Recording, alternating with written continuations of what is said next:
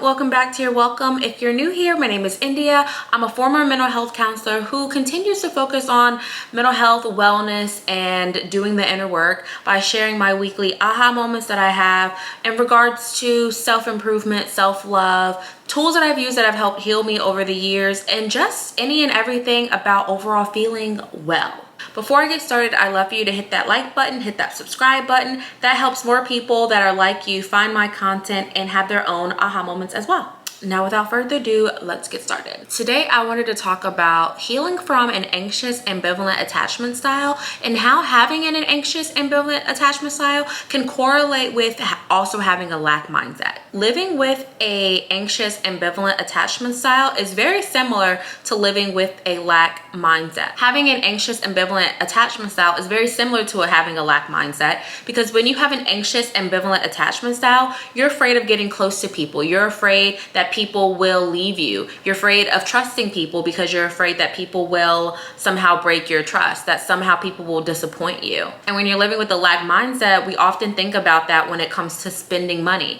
But living with a lack mindset can also be, again, based in fear, a fear of being disappointed, a fear of people leaving you, a fear of money leaving you and never coming back, a fear of even something as basic as eating a certain food that you have in your fridge, or using a beauty product to the end because you're afraid that you won't be able to replace it. It all comes from a fear-based mindset. And I know for me, as I've gone through and doing my inner work, that I've seen such similarities between my lack mindset and my anxious, ambivalent attachment style. So recognizing that you have an anxious, ambivalent attachment style or even a lack mindset comes to how you operate in the world. So really think on how you behave and what your beliefs are when you're in a relationship. Do you find yourself getting into a codependency? Do you find yourself fearing telling someone no? And that's not even just in romantic relationships. That's in friendships. That's in work relationships. That's in work matters. Do you find yourself having a hard time telling people no because you're fearing that telling them no will have a negative impact on yourself?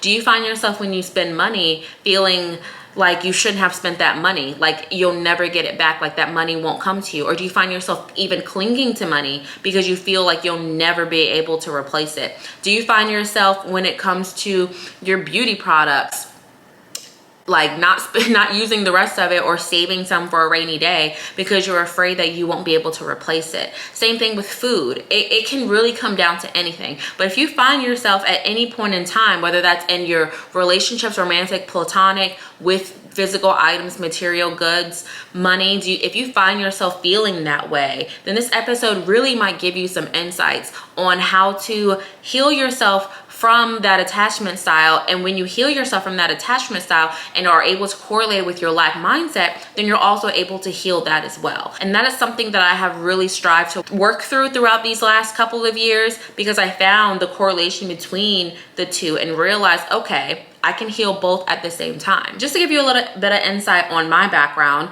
my birth parents divorced when I was, I believe, 8 months like in utero. I was not even born yet. And obviously, and this may not be obvious to everyone, but there are so many studies that show the impact that trauma for the mother has on the baby when we're in utero. And so I found that some of my anxious, ambivalent attachment ways were probably developed before I was even born, right? Because think about it. If my mom is dealing with one of the most traumatic things that a woman can go through when she's pregnant, like divorcing a man who is cheating on them, who is disrespecting them, and going through all of these traumatic events, all of these stressful things, just imagine the impact that had on me. And so I had to really have a moment with myself and not only realize that some of this wasn't my fault, a lot of how I feel wasn't my fault, but it was still my responsibility to do something about it. So if you can think back on your childhood and think back on some experiences that you had that caused you to have an avoidant attachment style or an anxious, ambivalent attachment style, it is still your responsibility now as an adult to recognize this, recognize the patterns, recognize the belief systems, and to do something about it, to change it. And that doesn't mean that forgiveness doesn't need to take place. That just means that we are responsible for and accountable for taking action now and being able to develop tools that can help us to live our best life, that can help us to really love ourselves and improve ourselves and respond to the world in the best way possible. And I can remember as a kid always feeling like people were gonna leave me. My mom would go out of town and I would like boo-hoo cry and feel so homesick for her. Like she can remember those instances to this day. I remember whenever I had like, you know, as a kid, they're not real boyfriends, but a boyfriend, feeling like I needed this person. Or even as an adult, being afraid to tell people no, being afraid to tell men no when I didn't want to do something. And I mentioned food earlier because it even came down to my food. I would look at food in my fridge and say, I'm not gonna eat that today because I may want that another day. Or beauty products, so simple as lotion, foundation, anything. I'm not gonna use that because I might need that this day and I don't know if I can ever get more. So it really came down to everything in my life and living in that afraid to use it, afraid to spend it, afraid to do anything because I didn't want to not be able to get it back or have that feeling of I won't be able to replace it with something better. And obviously when it comes to a lack mindset, that doesn't mean just clinging to things because you're afraid that they're going to leave. That also means that you can also spend or do too much because you're afraid it's going to leave. It can work the opposite way as well. So with money, spending all of it because you're afraid that you will never get more. Or when it comes to a product, spending all of it or using all of it because you're afraid you can't get more. So really it comes down to how you handle things. But doing the inner work really comes down to recognizing the patterns that you have, whether that is clinging to something or spending in excess. If it comes down to a fear-based mindset, that's when you know that you have some work to do surrounding that. Because living in lack, living in an anxious, ambivalent attachment style only brings more lack. It only brings more of whatever that energy is. And oftentimes when you're in that lack mindset or you're in that ambivalent, anxious attachment style, by the world showing you what you already believe, you're only confirming that to be true. By you continuing to stay on that hamster wheel or that loop, and every time a man leaves you because you clung on too tight to it, or every time money leaves you and doesn't come back, or let's say you want a beauty product and then you find out it's sold out and you can't get it for a year or it's never coming back, then you're only confirming to yourself, I knew that that was going to happen. I knew that that was going to happen. And you have a harder and harder time getting off that loop because you have this belief system, your outer world, it's always confirming back to you that same belief system. Okay, you think in lack, we're going to show you more lack.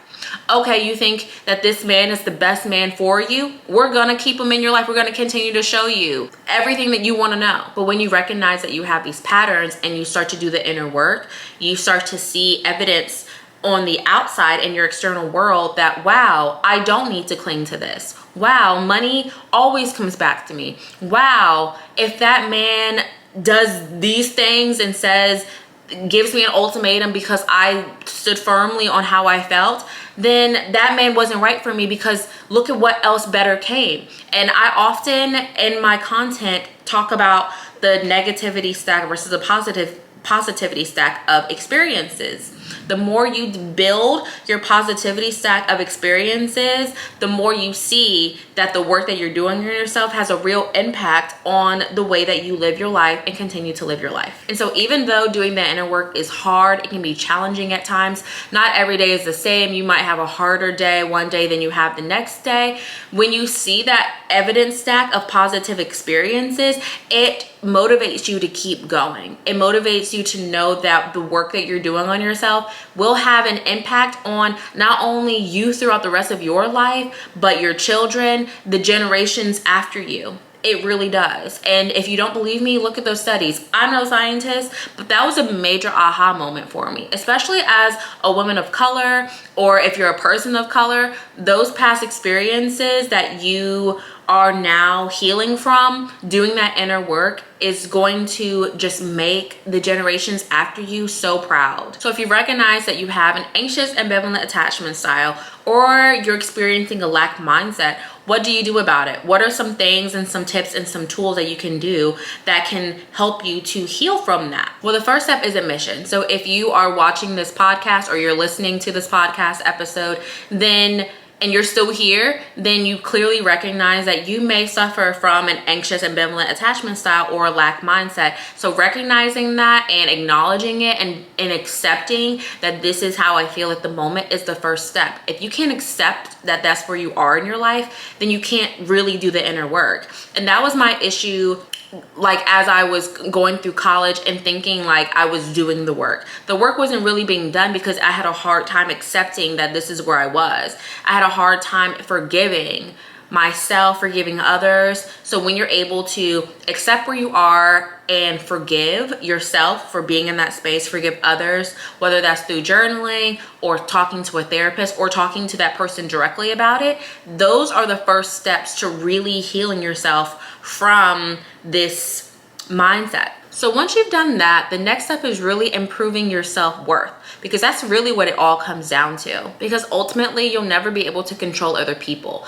but you can control yourself. And when you have faith in yourself, when you trust yourself, you can then trust the universe, you can trust God, spirit, whatever you call it, to be there for you and to help you and to guide you throughout your life, to help you to make the right decisions. And when you have a strong self-worth, you're always putting yourself first. You're always thinking about how something is going to impact you, and you set boundaries to protect the inner work that you have done. Now, you can't expect to necessarily go from 0 to 100% in self-worth and confidence overnight. You're probably gonna have to take baby steps to get from one place to the other. So probably the first thing that I did was being okay with things leaving. Being okay with whatever was not supposed to be my life, leaving my life, because I was putting myself first. Because I knew that in order for me to maintain the work that I've done on myself, for me to be the person that I wanted to be, I needed to put boundaries in place. I needed to start putting myself in a position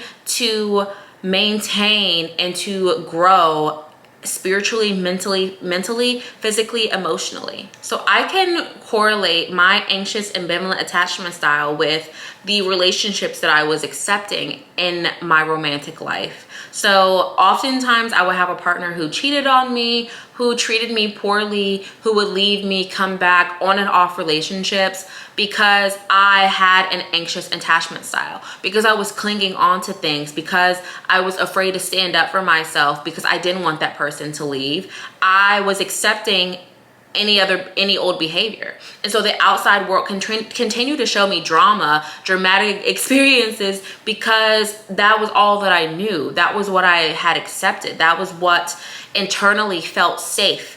And that may not make sense to someone who has a secure attachment style, but when you have an anxious ambivalent attachment style or a lack mindset, you feel safe in that mindset, because again, the 3D world is showing you, it mirrors back to you exactly how you feel. And although you may on a conscious level want to be in a different space, you may want the most loving partner, faithful partner, you may want to have $1 million in your bank account or have this really successful career, because you were in this anxious, ambivalent, or lack mindset, you can't necessarily accept when those good things come, because you expect for bad things to happen to you. You expect to be shown exactly what you've experienced. I swear, once you develop the word no in your vocabulary, the world is your oyster. Because for the longest, I would be afraid to tell people no, whether that was my partner or a friend or a work colleague. I would be afraid to say no because I would be afraid of the consequences. Instead of thinking about what I was getting out of the situation by saying no, I was thinking about the worst case scenario. So if I told my partner no, was he gonna go cheat on me with another girl? If I told my friends no, were they never going to invite me to another place? If I told a work colleague no, did that mean that I was gonna miss out on the next opportunity? Was I missing out on something by putting myself first? And once I realized by putting myself first, I had everything to gain by maintaining my boundaries, by finding boundaries. Because if you don't have boundaries, then the first thing with that is developing boundaries. What are your preferences? What do you like? What do you not allow? What do you not want to any longer tolerate? And once you have boundaries in place and you know that these boundaries align with your morals and your ethics and your values, then you can really hone in on the benefits of maintaining those set boundaries. And by continuing to say no and seeing that the world didn't fall apart, that you didn't lose that friend just because you said you weren't available, that that man actually learned to respect you more because you said no, you again build that positivity stack of experiences and continue to tell yourself, wow, okay, so actually by doing what's best for me, I am in so many words doing what's best for everyone. By putting myself first, I am showing others that they are allowed to put themselves first too. By putting myself first, I am showing that I'm not someone to be played with. So learning to say no and really sticking to my boundaries really helped transform my anxious attachment style. But another thing that helped was doing exactly what I said I was gonna do and maintaining my discipline. So if I said I was gonna work out, working out. If I said I was gonna wake up at a certain time, doing that. If I said that I was going to do a certain project or get a certain project done, then following that. Because like I said earlier, a lot of times when you have an anxious, ambivalent attachment style, it's because you don't trust yourself. But by maintaining discipline, by doing what you said you were gonna do, you develop trust in yourself. Because when you build that discipline, you are learning to trust yourself. You learn to trust that when one door closes, a better one will open. You learn to trust that when you have a problem, you will find the solution. You learn to trust that if you made the wrong decision, you didn't actually make the wrong decision. That there are no failures in life. That failures is a concept that doesn't exist because you learn a lesson from everything. And you learn to trust that your life is unfolding the way it's supposed to. And you trust in your journey. You trust in the universe and God and spirit to bring you the experiences that you need. You learn to trust that what is meant for you will never pass you by. And again, that correlates to a lack mindset. Because when you are in an abundance mindset, you're not afraid of people leaving you because you know that better ones are coming behind them. You're not afraid of bad experiences because you know that that was supposed to teach you something. You're not afraid of doors closing because you know behind that door is an even better door that you didn't even notice because you were so focused on this one. You learn that money flows, that it flows in and it flows out, and that you have to spend money in order to make money, that you will find new ways to make more money. And again, healing from an anxious, ambivalent attachment style takes time.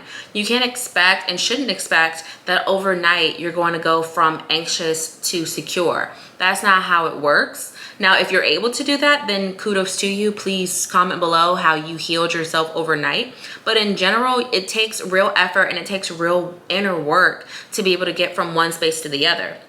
And a lot of times what has helped me as well is working out and doing a challenging exercise because I'm building my mental muscle. And every single time that I do a workout and I struggle one day and then a month later, I'm able to conquer a certain move in Pilates or in yoga or stay on the Stairmaster on level 8 for a longer amount of time. You show yourself that you can do hard things. Every single time that you leave a relationship that's not meant for you, a friendship that's not meant for you, a job that's not meant for you, and you trust in yourself, you trust in God to bring you the experiences, the people, the job that are supposed to be in your life, you heal yourself of that anxious attachment style. You learn that you can do the hard things, that by trusting yourself and removing the people from your life who aren't supposed to be in it, by removing the experiences in your life that you're not supposed to be experiencing, that you gain so much from that. You gain the people who are supposed to be in your life. You gain the job that's supposed to be in your life. You gain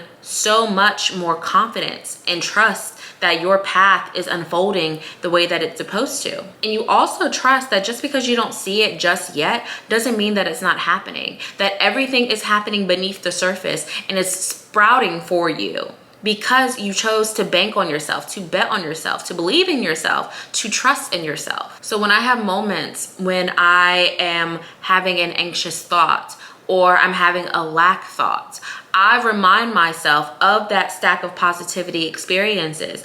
I remind myself that not every day is going to look the same, that some days are going to be harder than others, and that's okay. But that's when those tools come into place. Those tools of putting yourself first, of setting boundaries, of journaling. Y'all know I will never get tired of telling someone to journal. When I have a moment, I remind myself how far I've come. I write down what I used to do. This is what India's mindset used to be. This is how I used to handle relationships when I was in an anxious, ambivalent attachment style. This is how I used to handle things when I was in a lack mindset. And here are the ways that I have improved. This is what I do now. And when you remind yourself of how far you've come, you are motivated to continue to keep going, even on the hard days, because you know that past the hard days are better days, and that the work that you do on yourself is going to, like I said, have a continued impact, not only on yourself, but on the people around you and on generations to come. So I hope that this episode was helpful. If you would like to talk more about anxious, ambivalent attachment styles or lack mindsets, I'm more than happy to have another episode. Share your comments below, share any questions that you have, and we will definitely set up a time to do so. But with that being said, I hope that you guys have a great rest of your weekend, and I will see you next week. Bye.